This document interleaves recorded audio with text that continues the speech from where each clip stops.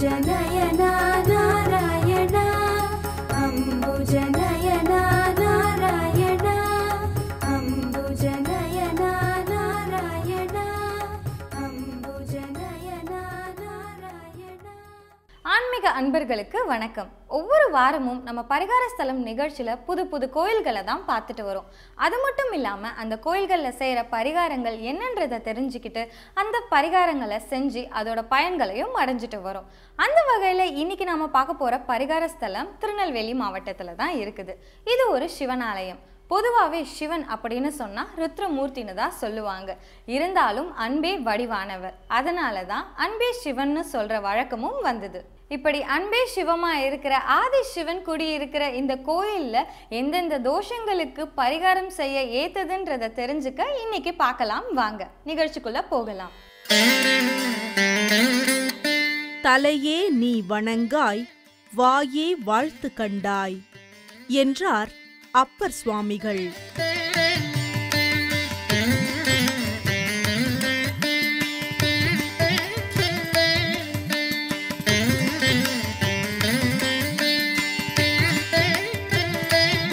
கடவுளை வணங்குவதற்கு காலை கடன் மாலை கடன் என்று தமிழில் ஆன்றோர் கூறினார்கள்.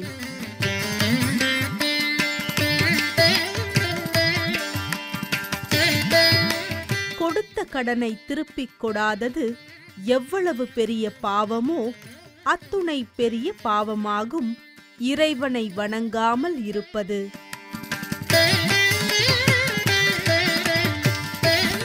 என் கடன் பணி செய்து கிடப்பதே என அப்பர் பெருமான் குறிப்பிடுகின்றார். கருணையே வடிவமாகிய இறைவன் உயிர்களின் மீதுள்ள இரக்கத்தினால் இந்த உடம்பை வழங்கினான்.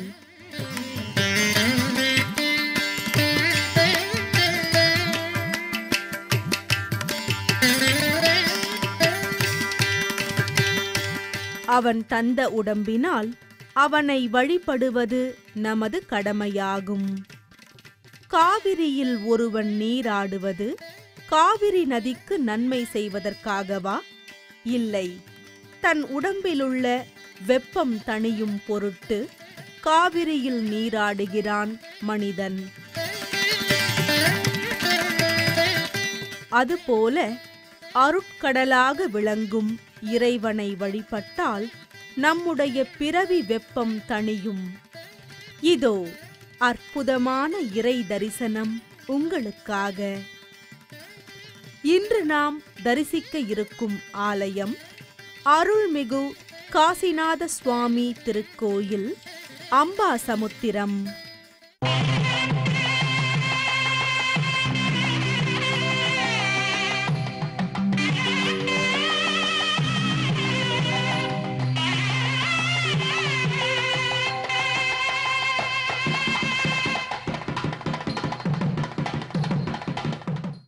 பரிகாரம். பொன் பொருள் மீதான ஆசை குறைய, பிறருக்கு உதவி செய்யும் மனப்பான்மை வளர இங்கு வேண்டிக் கொள்கிறார்கள். சுவாமிக்கு பட்டு பரிவட்டம், அம்பாளுக்கு பட்டு சேலை அணிவித்து விசேஷ அபிஷேகம் செய்து நேர்த்திக்கடன் நிறைவேற்றுகிறார்கள்.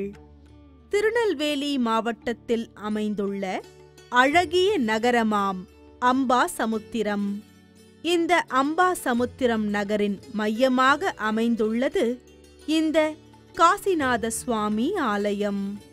இந்த ஊரிலுள்ள முதன்மை கோயிலான மரகதவல்லி அம்மையின் பெயரால் இது அமைந்து அம்மை சமுத்திரம் என்றும் அம்பாசமுத்திரம் என்றும் அழைக்கப்படுகிறது.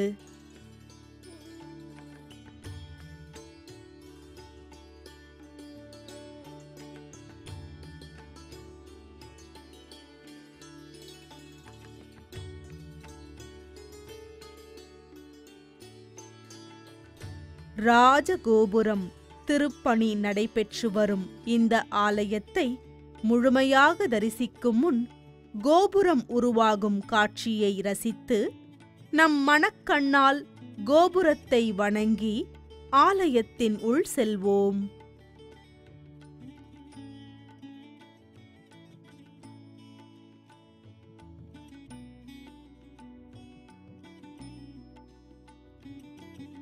ஆலயத்தை வலம் வந்த வண்ணம் ஸ்தல வரலாற்றை அறிந்து கொள்வோம்.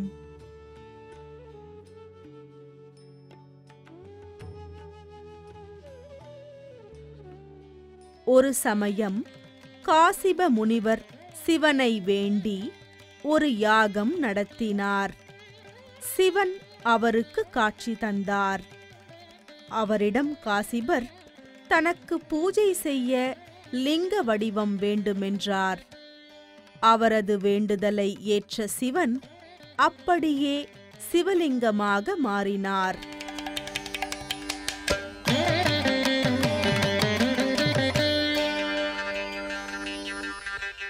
அந்த அற்புத லிங்கத்தை காசிபர் இங்கு வந்து அம்பாசமுத்திரத்தில் பிரதிஷ்டை செய்தார்.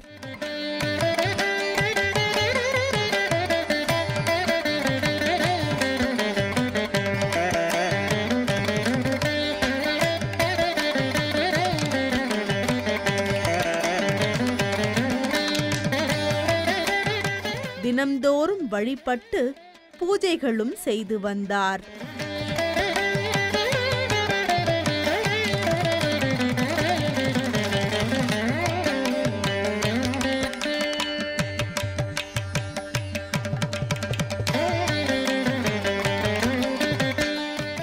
காசிப முனிவரால் பூஜிக்கப்பட்டவர் என்பதால் இங்குள்ள சுவாமிக்கு காசிபநாதர் என்ற திருநாமம் ஏற்பட்டது. பிற்காலத்தில் இப்பெயர் காசிநாதர் என மருவியது.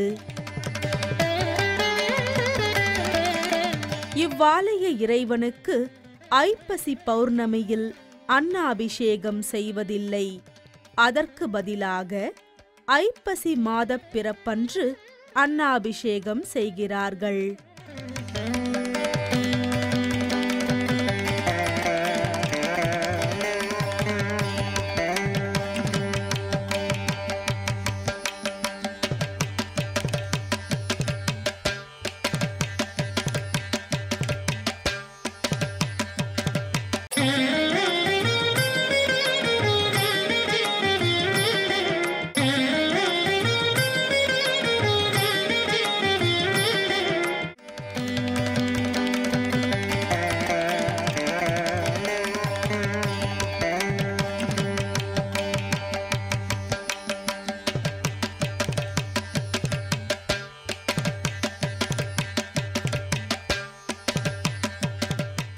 இப்போது ஆலயத்தின் முதன்மையாக வீற்றிருக்கும் அதிகார நந்திகேஸ்வரரை வணங்குகிறோம்.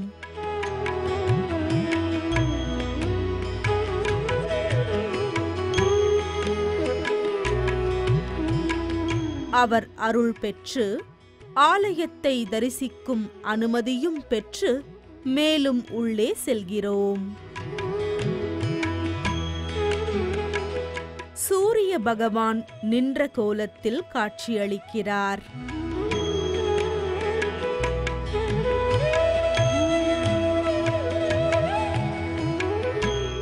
பூவுலகில் வாழும் மனிதர்களுக்கும் பிற உயிர்களுக்கும் தன் கருணையால் ஒளி வீசி உலகம் உய்ய வழி செய்யும் இந்த சூரிய பகவானை வணங்கி நம் வாழ்வு ஒளி வீச அருள் புரிய வேண்டுவோம். இவ்வாலயத்தின் மூலவர் காசிநாத சுவாமி. மற்றொரு மூலவர் எரித்தாட்கொண்டார். அது என்ன எரித்தாட்கொண்டார்? ஆலயத்தின் பிற சந்நிதிகளை தரிசித்த வண்ணம் சுவாரஸ்யமான தலப்பெருமையை அறிவோம்.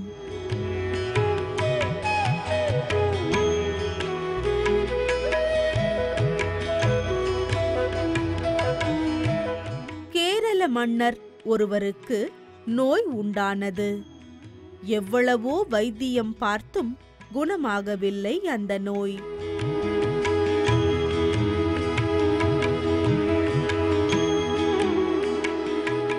ஒரு சமயம் அவரிடம் ஒலித்த அசரீரி எள் தானியத்தில் ஒரு பொம்மை செய்து அதில் நோயை இடம் மாற்றி ஒரு அந்தணருக்கு தானமாக அந்த பொம்மையை கொடுத்து விடும்படி கூறியது. மன்னனும் அவ்வாறே பொம்மை செய்தான்.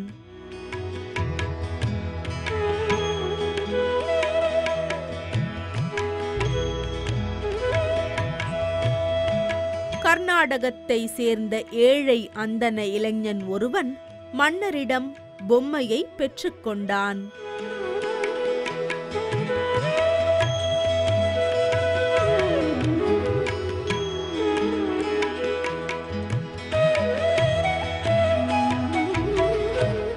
மன்னனின் நோய் விலகியது. மகிழ்ந்த மன்னன் அவனுக்கு விலையுயர்ந்த ரத்தினங்களை பரிசாக கொடுத்தான்.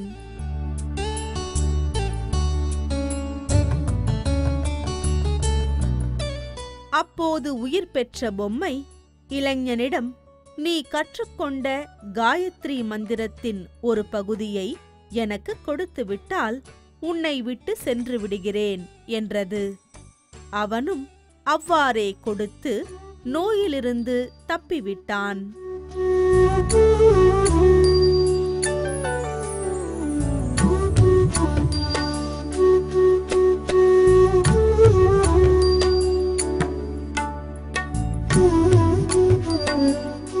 தன்னிடமுள்ள ரத்தினங்களை மக்களின் நன்மைக்காக செலவிட எண்ணிய இளைஞன் அகத்தியரிடம் ஆலோசனை கேட்க பொதிகை மலைக்கு சென்றான்.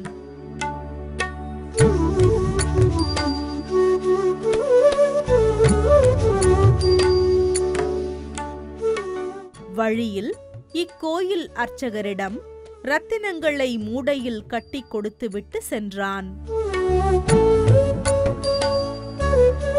அகத்தியரை பார்த்துவிட்டு திரும்பியவனிடம் அர்ச்சகர் பருப்பு மூடையை கொடுத்தார்.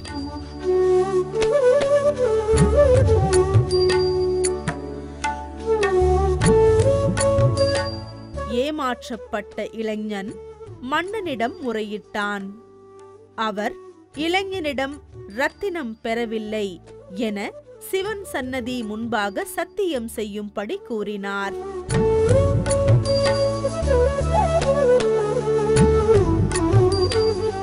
ஒப்புக்கொண்ட அர்ச்சகரும் சத்தியம் செய்தார்.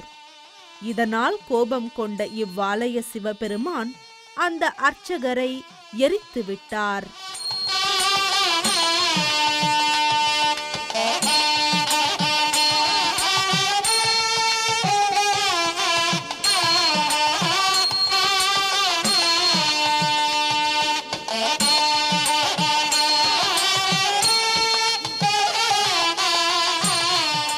எரிந்த அர்ச்சகர் மீது பரிதாபம் கொண்ட இளைஞன் அவரை உயிர்ப்பிக்கும்படி சிவனிடம் வேண்டினார்.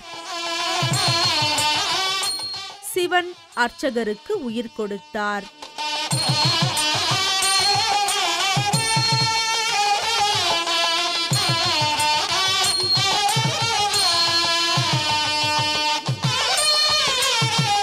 பின்பு ரத்தினங்களை மீட்ட இளைஞன் மக்கள் நன்மைக்காக ஒரு கால்வாய் உருவாக்கினான்.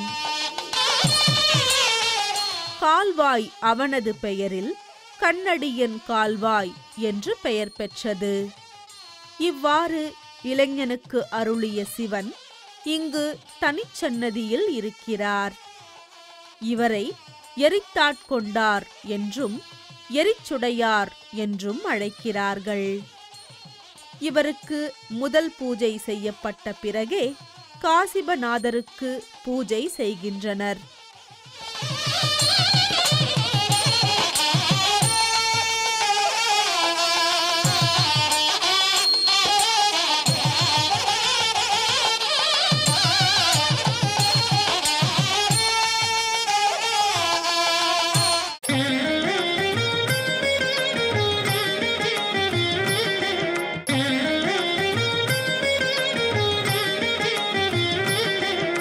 அர்ச்சகரை எரித்த சிவன் உக்கிரமாகவே இருந்தார். அவரை சாந்தப்படுத்தும்படி பார்வதி தேவி பெருமாளிடம் வேண்டினார். பெருமாள் பார்வதி தேவியின் வேண்டுதலை ஏற்று சிவனை சாந்தப்படுத்தினார்.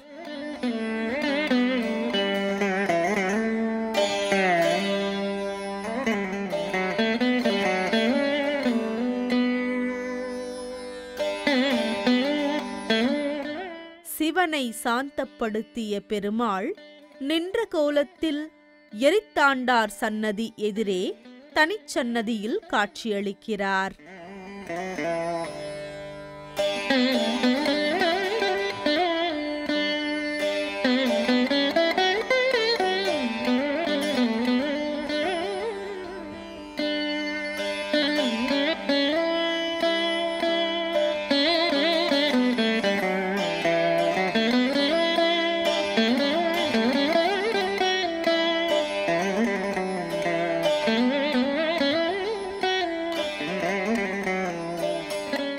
இப்போது நாம் தரிசிப்பது தட்சிணாமூர்த்தி சன்னதி.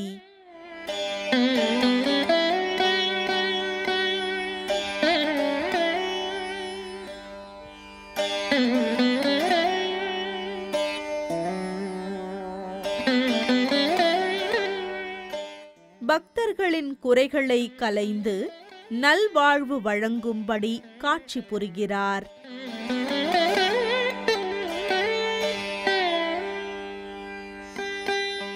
பக்தர்கள் தீப ஒளி ஏற்றி தங்கள் வாழ்வு ஒளி வீச அருள் வேண்டுகிறார்கள்.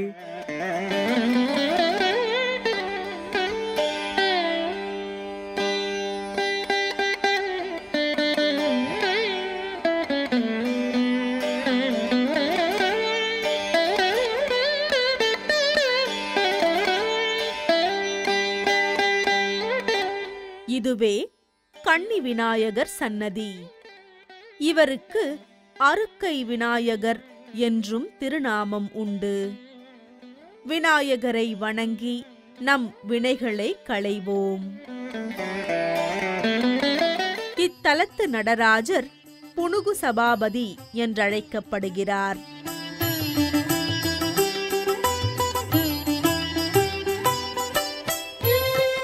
வியாழக்கிழமையுடன் கூடிய தைப்பூசம் வரும் நாளில் மட்டுமே இவருக்கு விசேஷ அபிஷேகம் நடைபெறும்.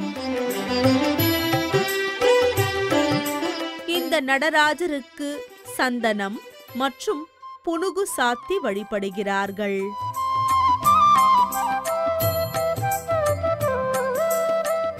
பங்குனி திருவிழாவின் 7ஆம் நாளில் நடராஜர் சிவப்பு பட்டு உடுத்தி சிவப்பு சாத்தியாக புறப்பாடாவார்.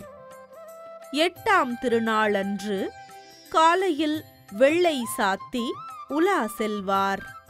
அதன்பின் பச்சை சாத்தி கோலத்தில் சென்று அகத்தியருக்கு காட்சி கொடுப்பார். இந்த விழா இங்கு மிகவும் பிரசித்தி பெற்றது.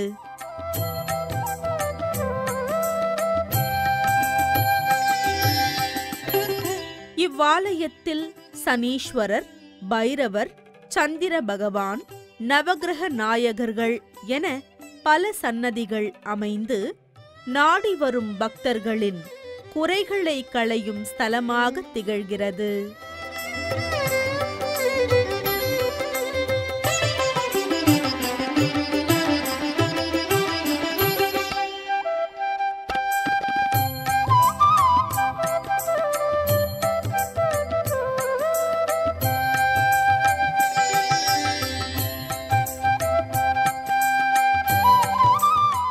இப்போது நாம் தரிசிப்பது ஆறுமுக நயினார் சன்னதி.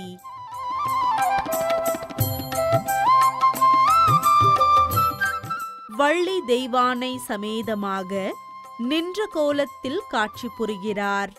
திருக்கரத்தில் வெற்றிவேல் ஏந்தி தன் வாகனமான மயிலுடன் ஆலயத்தில் தனிச்சன்னதியில் அருள்பாலிக்கிறார்.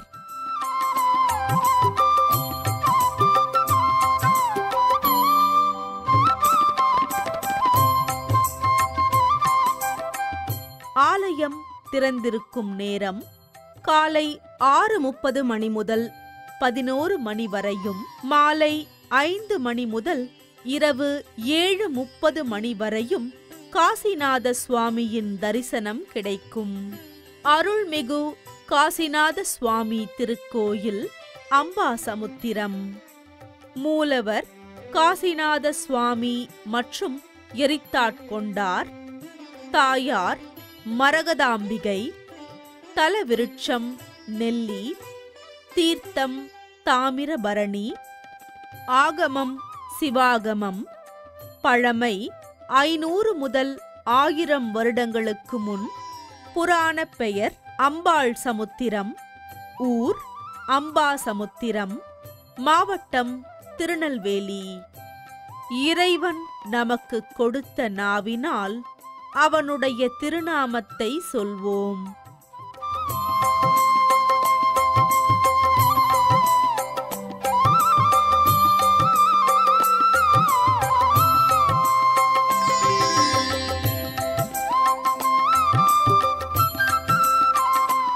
அவன் கொடுத்த தலையினால் இறைவன் திருவடி வணங்கி அவனே கதி என்று சரணாகதி அடைவோம். ஓம் நமச்சிவாய.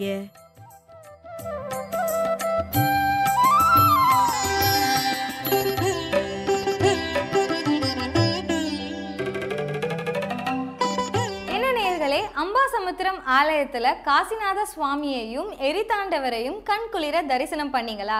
இங்க சொல்லி இருக்கிற பரிகார முறைகள் என்னன்றதை தெரிஞ்சுக்கிட்டு இப்பவே கிளம்பியிருப்பீங்கன்னு நினைக்கிறேன். மீண்டும் அடுத்த வாரம் வேறொரு பரிகார ஸ்தலத்துடன் சந்திக்கிறேன். நன்றி, வணக்கம்.